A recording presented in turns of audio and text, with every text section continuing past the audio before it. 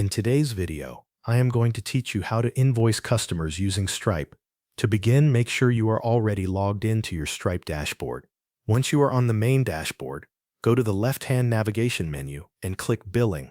This will open the billing tools for your account. From there, select Invoices to open the Invoice Management section.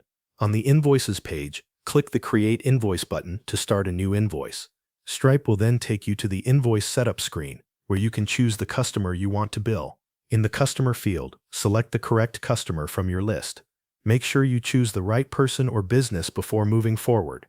Next, check the invoice currency. For this example, confirm that the currency is set to USD, which is US dollar.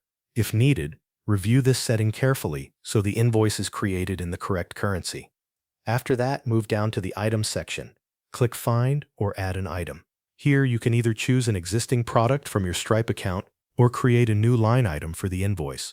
If you are adding a custom item, enter the product or service name along with the price details. Once the item has been added, review the item details carefully. Confirm the quantity, the unit price, and any other information shown for that line item. When everything looks correct, click Save to add it to the invoice. Next, review the payment collection settings. Stripe gives you options for how the payment will be collected, so make sure these settings match the way you want to bill the customer. You can also configure any additional invoice options at this stage if needed. This may include adjusting due dates, adding notes, or reviewing delivery preferences. Now take a look at the invoice preview on the right side of the page. This preview shows you how the final invoice will appear to the customer.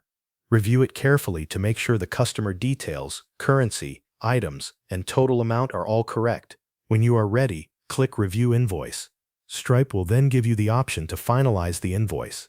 You can choose Finalize and Send if you want Stripe to deliver the invoice to the customer right away.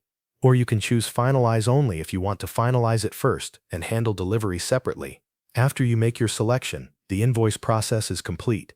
Thanks for watching. That covers everything you need to know.